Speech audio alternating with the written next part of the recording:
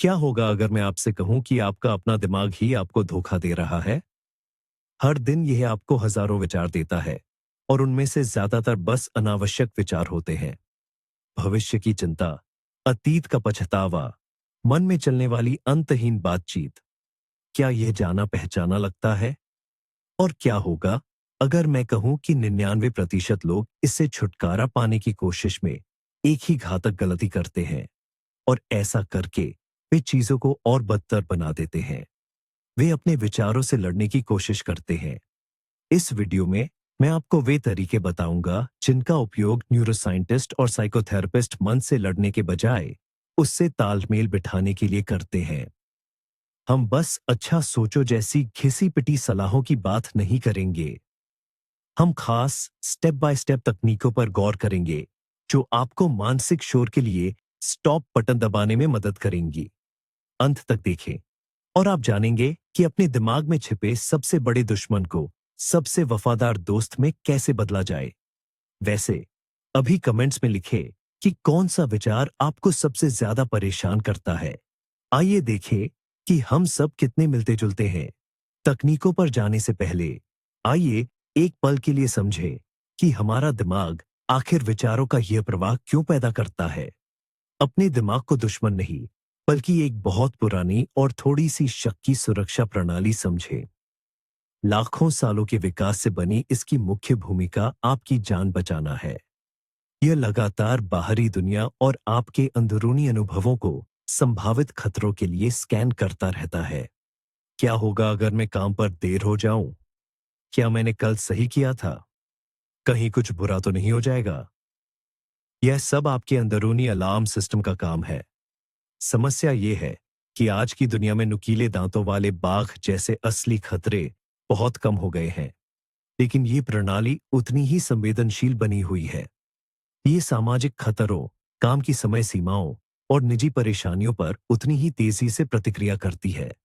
इसलिए अनावश्यक विचार इस बात का संकेत नहीं है कि आपके साथ कुछ गलत है। यह इस बात का संकेत है कि आपका दिमाग बस अपना पुराना काम बहुत अच्छी तरह से कर रहा है। हमारा काम इस प्रणाली को तोड़ना नहीं है, बल्कि इसे आज के जमाने के हिसाब से काम करना सिखाना है। इसे फिर से कॉन्फ़िगर करना है ताकि यह हर छोटी बात पर अलार्म न बजाए। तो पहला और सबसे अहम कदम जो हमारी सहज प्रवृत्ति के ठीक उलट है, वह है संघर्ष करना छोड़ देना।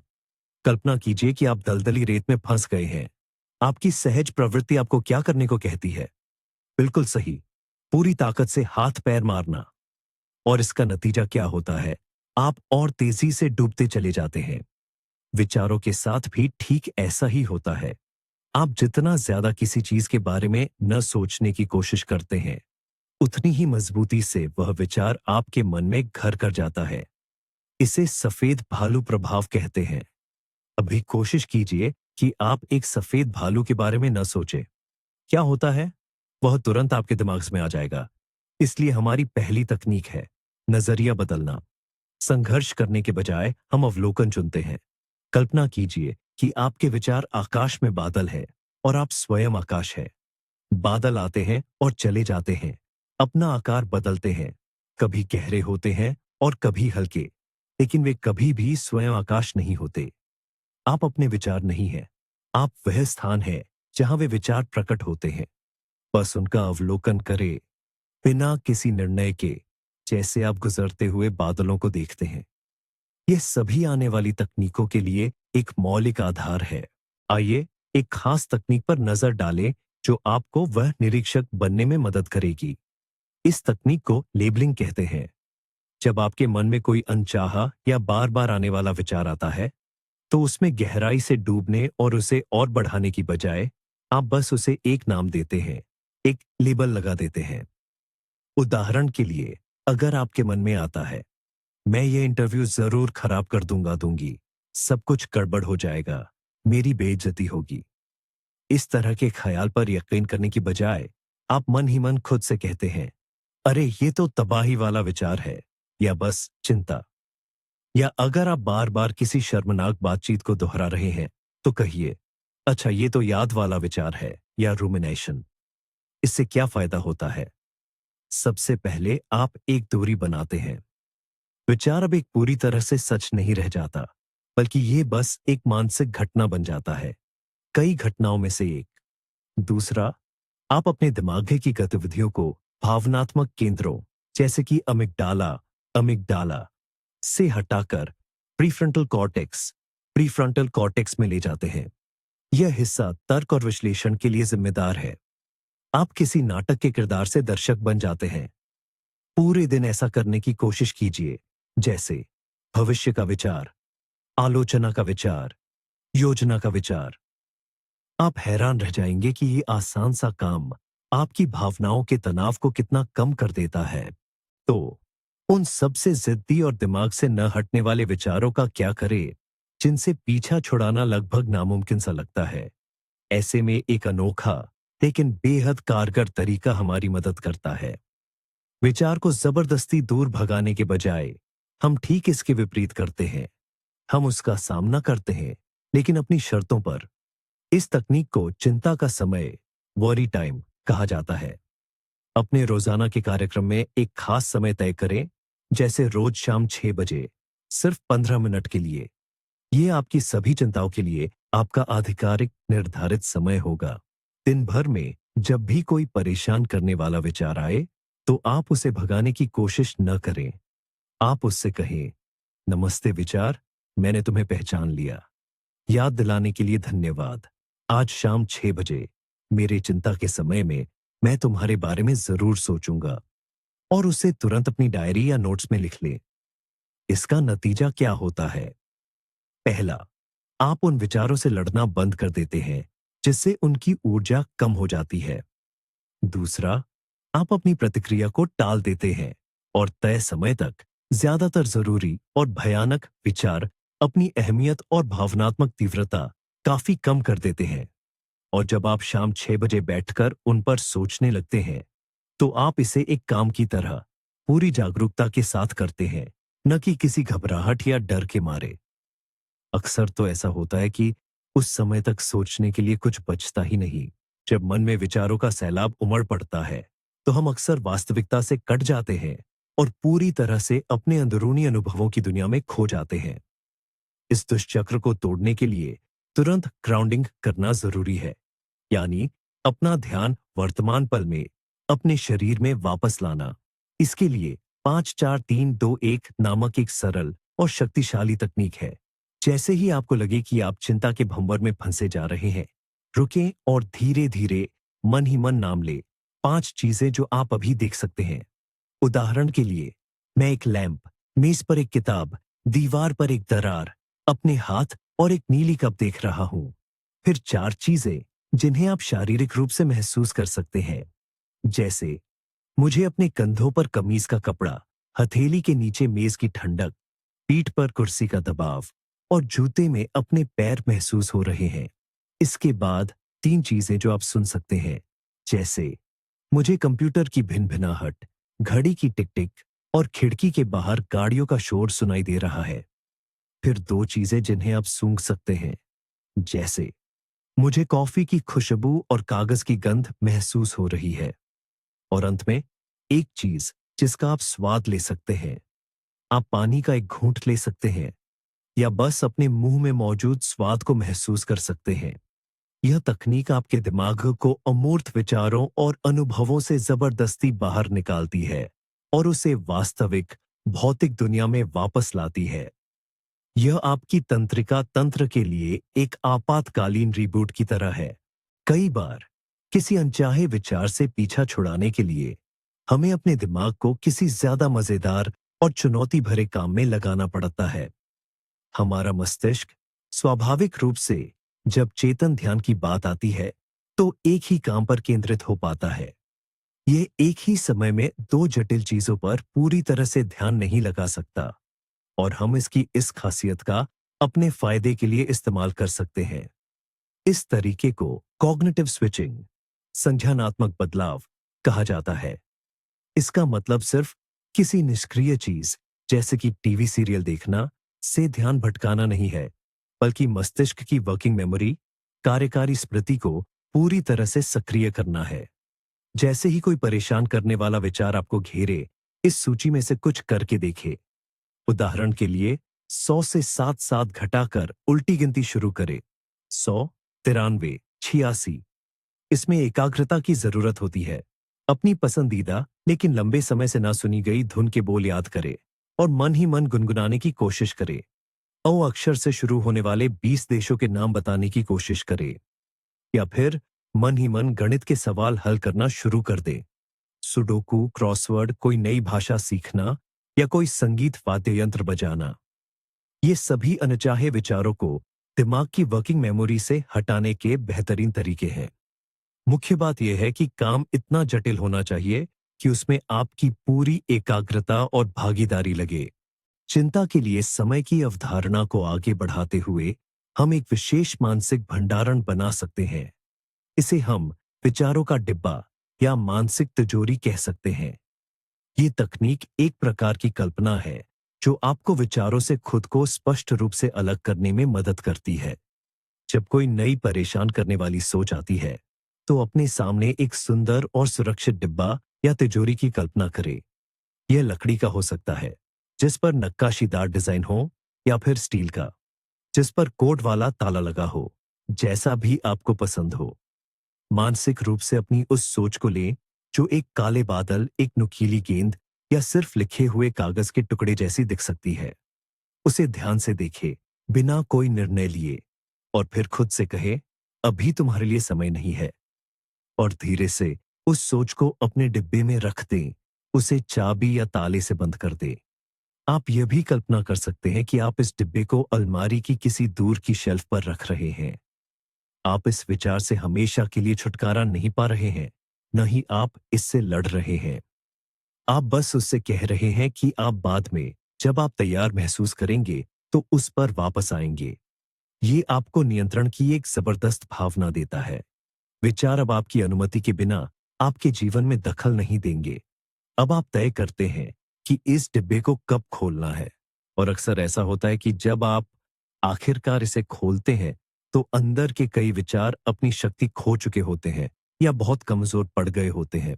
अब एक ऐसा तरीका जो शायद आपको बिल्कुल मूर्खतापूर्ण लग सकता है, लेकिन कई मनोचिकित्सकों ने इसकी प्रभावशीलता को प्रमाणित किया है। इसका उद्देश्य नकारात्मक विचार से उसकी भावनात्मक शक्ति छीन लेना है जो आप पर हावी होती है। इस तकनीक का नाम है अपनी चिंता को गाओ। अपने सबसे परेशान करने वाले और डरावने विचार को लें जो आपके मन में बार बार आता है, जैसे मैं किसी काम का नहीं, मैं एक असफल व्यक्ति हूं, और अब उसे गायो। हाँ हाँ, बिल्कुल सही सुना आपने, उसे गाइयो। कोई भी सबसे बेतुकी और मजेदार धुन चुने जो आपके दिमाग में आए, जैसे ट्विंकल ट्विंकल लिटिल स्टार या हैप्पी बर्थडे टू यू की धुन, और तेज आवाज में पूरे हाव भाव के साथ गाए। मैं किसी का काम का नहीं ही। मैं एक असफल व्यक्ति ई हूं। इसे पतली कार्टून जैसी आवाज में गाने की कोशिश करें, या एक ओपेरा गायक की तरह भारी आवाज में। ऐसे में क्या होता है, संज्ञानात्मक असंगति, कॉग्निटिव डिसोनेंस पैदा होती है। विचार की गंभीर और दुखद सामग्री उसे पेश करने के बिल्कुल ही गैर गंभीर तरीके से टकराती है। मस्तिष्क एक साथ किसी चीज को एक भयानक ख्यातरे के रूप में और एक बेतुके गाने के रूप में नहीं मान सकता। वह भावनात्मक ऊर्जा जो इस विचार को इतना शक्तिशाली बनाती थी, बस भाप बनकर उड़ीडीएच जाती है। वह एक राक्षस से बदलकर एक मजेदार जोकर में बदल जाता है। यह नकारात्मक विचार नकारात्मक भावना की पुरानी कड़ी को तोड़ने का सबसे शक्तिशाली तरीका है। आइए एक बार फिर अपनी कल्पना की शक्ति का सहारा लें। विजुअलाइजेशन सिर्फ ख्याली पुलाव नहीं है, बल्कि यह अपनी मानसिक स्थिति को बदलने के लिए मानसिक छवियों का सचेत उपयोग है। जिस तकनीक के बारे में मैं आपको बताऊंगा, उसका नाम है मानसिक आश्रय। आपका काम है अपनी कल्पना में एक ऐसी आदर्श, सुरक्षित और शांत जगह बनाना जहां आप किसी भी समय जा सके जब आप खुद को बोझिल या तनावग्रस्त महसूस करें। अपनी आंखें बंद करें और इस जगह की हर छोटी से छोटी चीज को महसूस करें। ये एक सफेद रेत वाला समुद्र तट हो सकता है, पहाड़ों में एक आरामदायक घर, सूरज की रोशनी से नहाई हुई जंगल की कोई खूबसूरत जगह, या तारों के बीच उड़ता हुआ कोई अंतरिक्ष यान भी हो सकता है। सबसे जरूरी बात यह है कि यह जगह आपको पूरी तरह से शांति और सुरक्षा का एहसास कराए। अब अपनी सभी इंद्रियों को इसमें शामिल करें। आप क्या देखते हैं? रंग, रोशनी, परछाइयां। आप क्या सुनते हैं? लहरों की आवाज, पक्षियों का चहचहाना, चिमनी में लकड़ियों के जलने की आवाज। आप क्या महसूस करते हैं?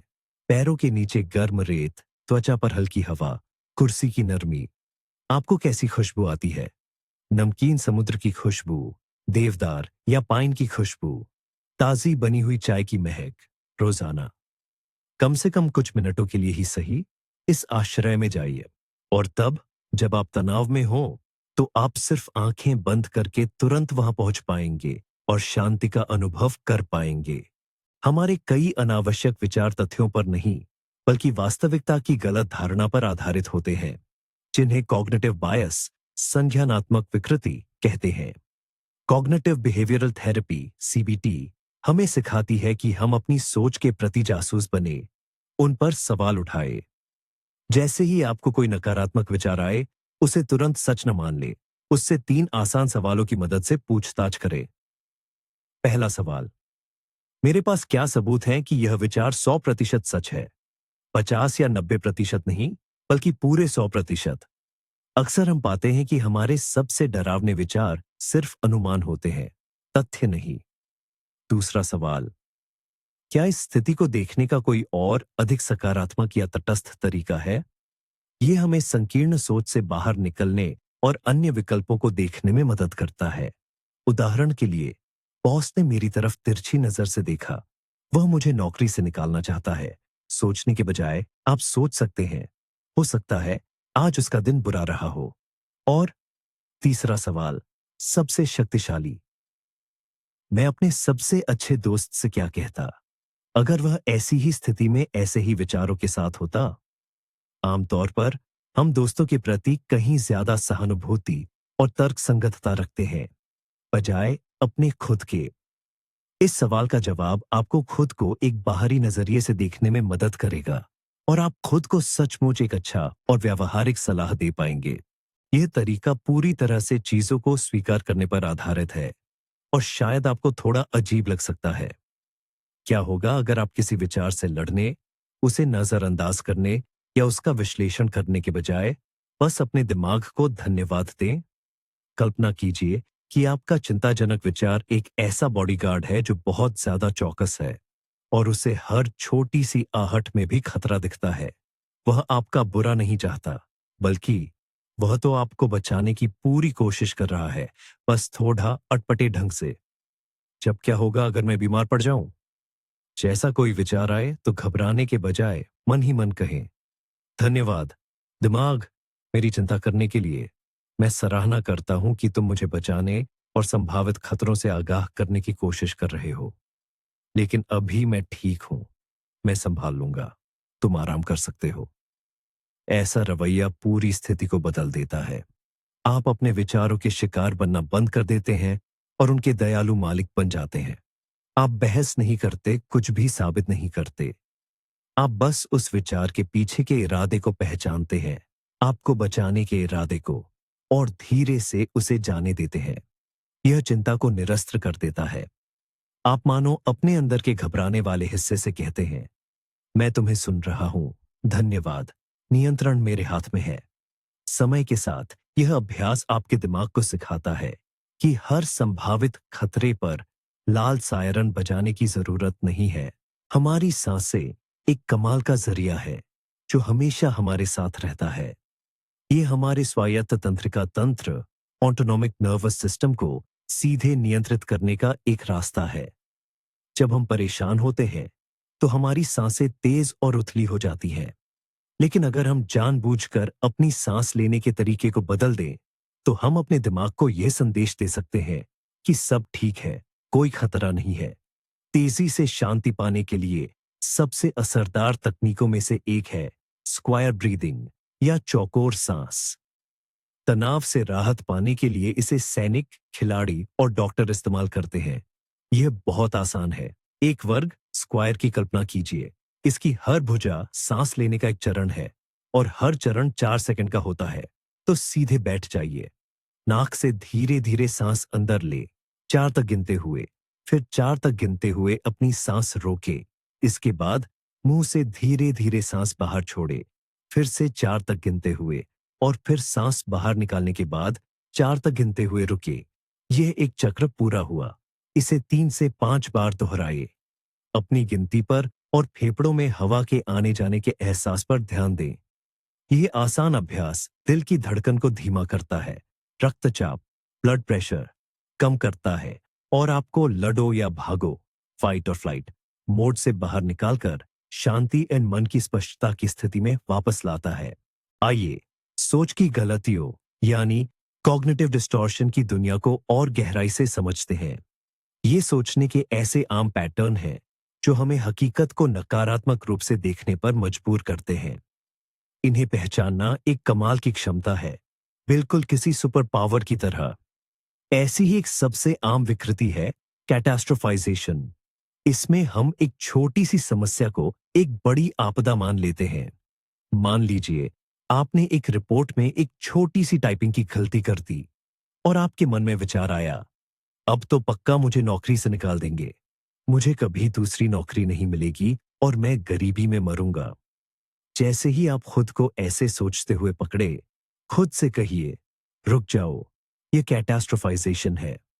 और खुद से पूछिए, सबसे बुरा नहीं बल्कि सबसे संभावित नतीजा क्या हो सकता है। एक और विकृति है ब्लैक एंड व्हाइट थिंकिंग।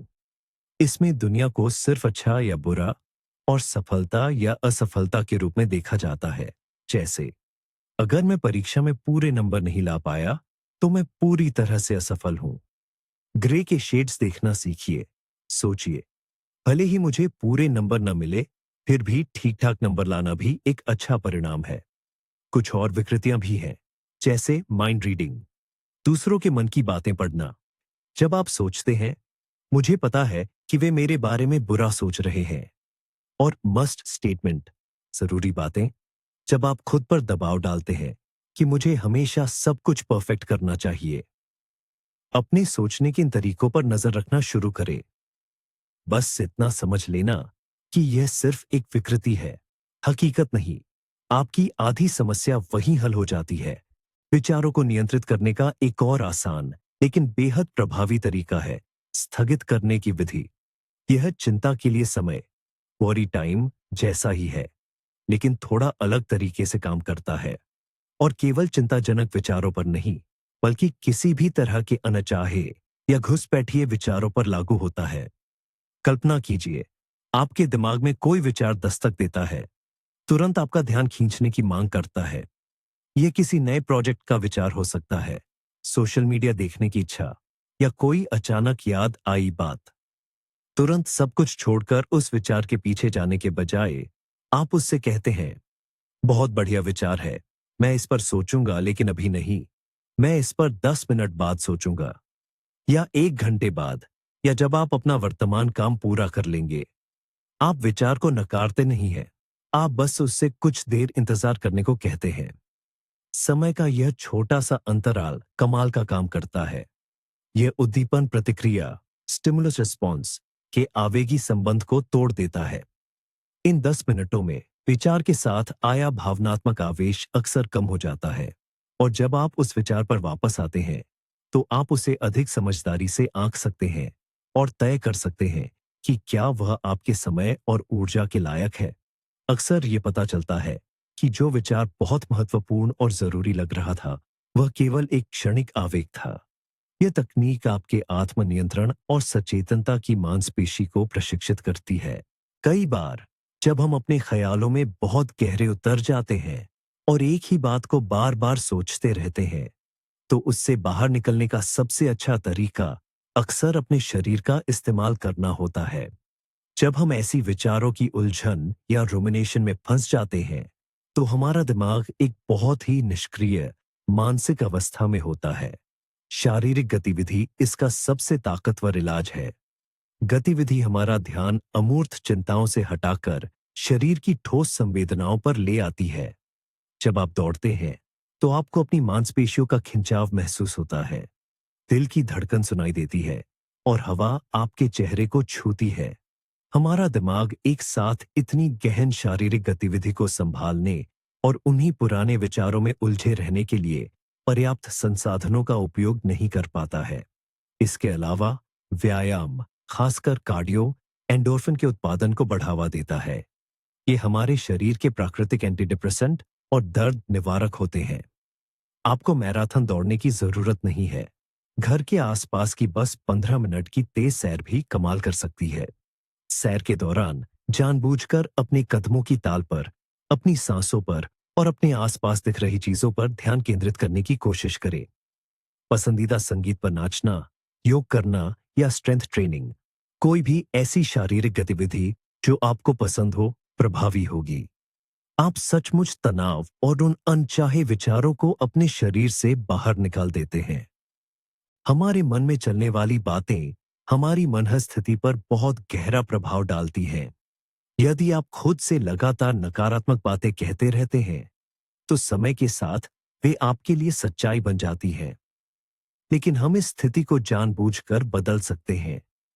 सकारात्मक प्रतिवादों, पॉजिटिव काउंटरफर्मेशंस का उपयोग करके। इसका मतलब मैं सबसे अच्छा हूं जैसे खोखले दावे करना नहीं है, बल्कि इसका अर्थ है अपनी सबसे आम नकारात्मक सोच के लिए यथार्थवादी और सहायक प्रतिवाद बनाना। सबसे पहले अपने मुख्य नकारात्मक विचार को पहचानें। उदाहरण के लिए, मैं कभी कुछ समय पर नहीं कर पाता, मैं अव्यवस्थित हूं। अब इसके लिए एक प्रतिवाद तैयार करें। यह सकारात्मक, वर्तमान काल में और यथार्थवादी होना चाहिए। मैं सब कुछ कर लूंगा, जो शायद सच न हो और आपके मन में विरोध पैदा करे। कहने के बजाय यह कोशिश करे, जो संसाधन मेरे पास अभी है, मैं उनसे अपना सर्वश्रेष्ठ कर रहा हूं। या हर गुजरते दिन के साथ मैं और ज्यादा व्यवस्थित होता जा रहा हूं। या यदि आपका विचार है, मुझे असफलता का डर है, तो आपका प्रतिवाद ये हो सकता है, हर कोशिश, यहां तक कि असफल भी, एक मूल्यवान अनुभव है जो मुझे मजबूत बनाता है। इन अफर्मेशन को लिख लें और उन्हें दिन में कई बार दोहराएं, खासकर उन पलों में जब नकारात्मक विचार आप पर हावी हों। समय के साथ आप अपने दिमाग को एक अधिक रचनात्मक और सकारात्मक दिशा में फिर से प्रोग्राम करना शुरू कर देंगे। हमारा दिमाग अक्सर एक भरी हुई अटारी की तरह होता है, जहां पुरानी यादें, नए विचार, जरूरी काम, डर और उम्मीदें, सब कुछ अस्त व्यस्त पड़ा रहता है। यह मानसिक अव्यवस्था लगातार एक पृष्ठभूमि शोर और बेचैनी पैदा करती है। इस अव्यवस्था को दूर करने के लिए हमें सबसे पहले इन सब को खाली करना होगा। इसके लिए एक बेहतरीन तकनीक है, जिसे ब्रेन डंप या फ्री राइटिंग कहा जाता है। एक कागज और पेन लें। ये कंप्यूटर पर टाइप करने के मुकाबले ज्यादा असरदार है, क्योंकि यह दिमागस के एक अलग हिस्से को सक्रिय करता है। और बस लिखना शुरू कर दें। जो कुछ भी आपके मन में आ रहा है, सब लिखें, बिना रुके, बिना किसी रोक टोक के और बिना इस चिंता के कि यह सुंदर या तार्किक लगे। शिकायतें, नए विचार, अधूरे वाक्य, डर, खरीदारी की लिस्ट, जो कुछ भी आपके जहन में है, उसे कागज पर उतार दें। इसे दोबारा न पढ़ें और न ही सुधारें। आपका मकसद सिर्फ अपने दिमाग को खाली करना है। इस सारी उथल पुथल को कागज पर उतार कर बिना रुके 10-15 मिनट तक लिखते रहे।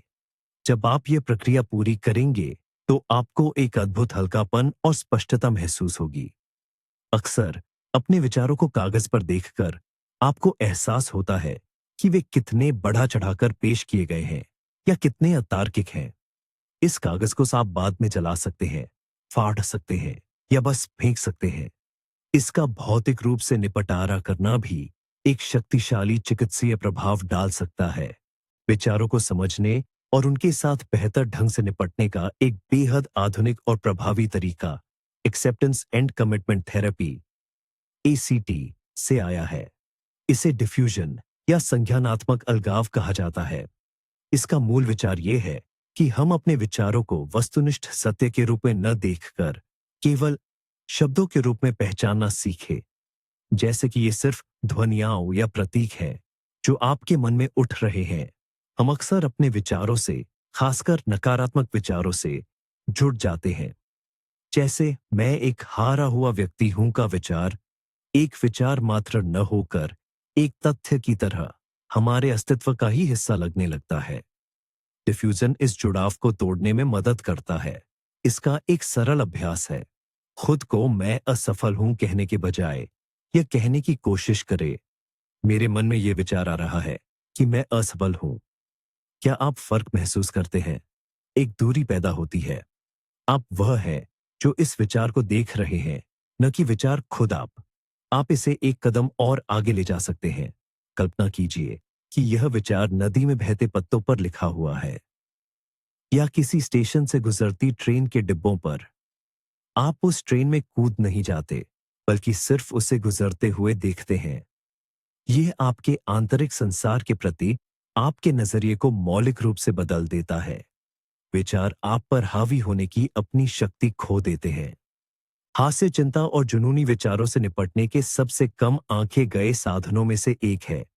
यह उसी सिद्धांत पर काम करता है जिस तरह चिंताजनक विचारों को गाकर उनकी गंभीरता और महत्व को खत्म किया जाता है। इस तकनीक को बात को बेतुकेपन तक ले जाना या अतिशयोक्ति कहते हैं।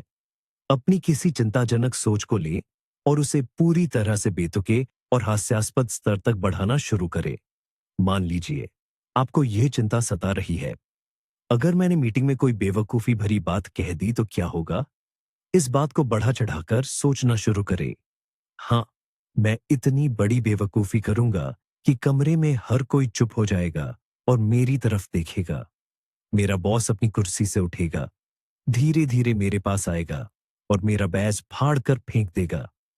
फिर वह सिक्योरिटी को बुलाएगा, जो सहकर्मियों की हंसी ठिठोली के बीच मुझे बिल्डिंग से बाहर निकाल देंगे।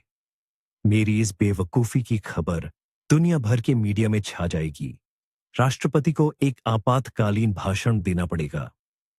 मेरे नाम पर क्लिनिकल इडियटिज्म की एक नई किस्म का नाम रखा जाएगा। एलियंस मेरी अद्भुत बुद्धि का अध्ययन करने के लिए पृथ्वी पर आएंगे, लेकिन जब उन्हें पता चलेगा कि मैंने कितनी बड़ी बेवकूफी की थी, तो वे निराश होकर वापस अपने ग्रह पर चले जाएंगे। तब तक यह सिलसिला जारी रखें जब तक आपको हंसी ना आ जाए। जब आप अपने डर पर हंसते हैं, तो वह आप पर अपनी सारी पकड़ खो देता है। आप उसकी तर्कहीनता और अतिशयोक्ति को साफ साफ देख पाते हैं। हम पहले भी टहलने के फायदों के बारे में बात कर चुके हैं, लेकिन इसे एक शक्तिशाली ध्यान अभ्यास में बदला जा सकता है, जिसे सचेत चलना या माइंडफुल वॉकिंग कहा जाता है। यह सिर्फ एक जगह से दूसरी जगह जाना नहीं है। यह चलने की क्रिया और वर्तमान क्षण में पूरी तरह से डूब जाना है। कोई ऐसी जगह ढूंढे जहां आप कम से कम 5-10 मिनट तक शांति से टहल सके और चलना शुरू करें, लेकिन धीमी गति से।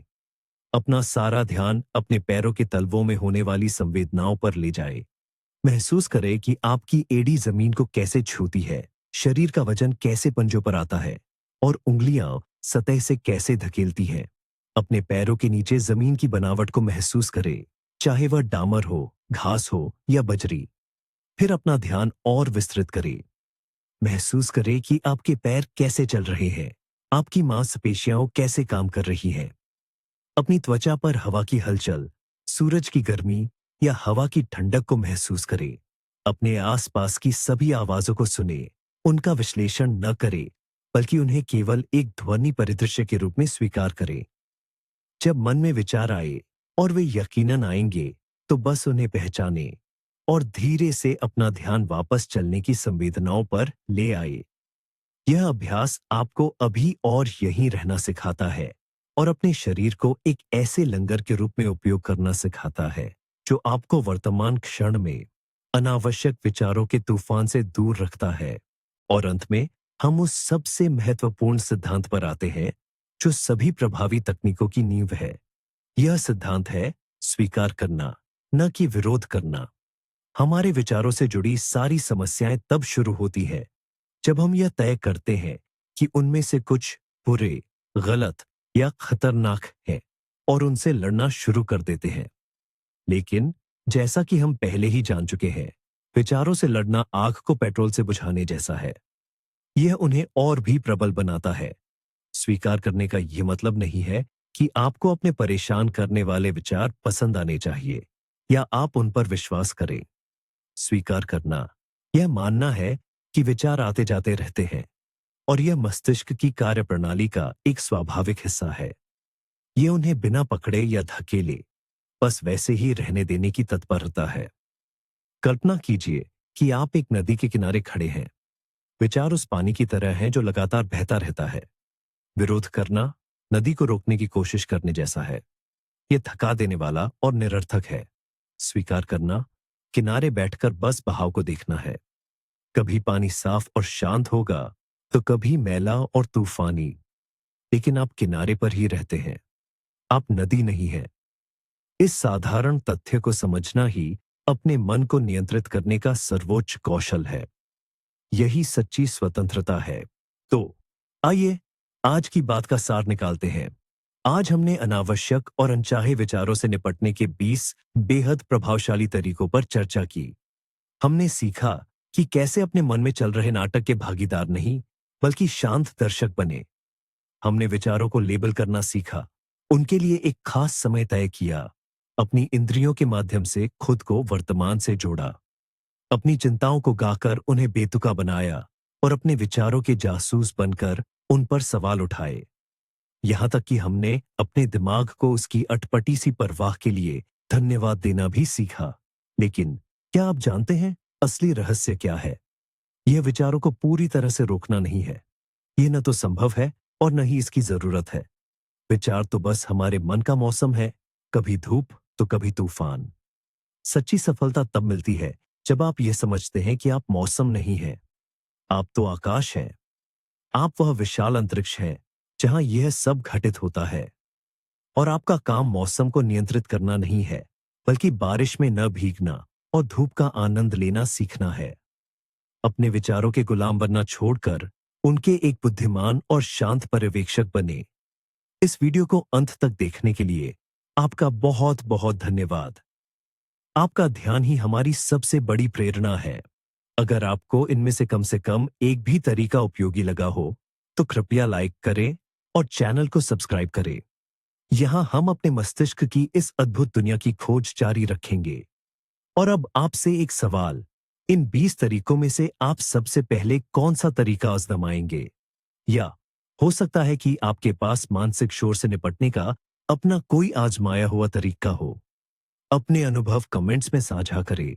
आइए सबसे उपयोगी चर्चा बनाएं और एक दूसरे की मदद करें।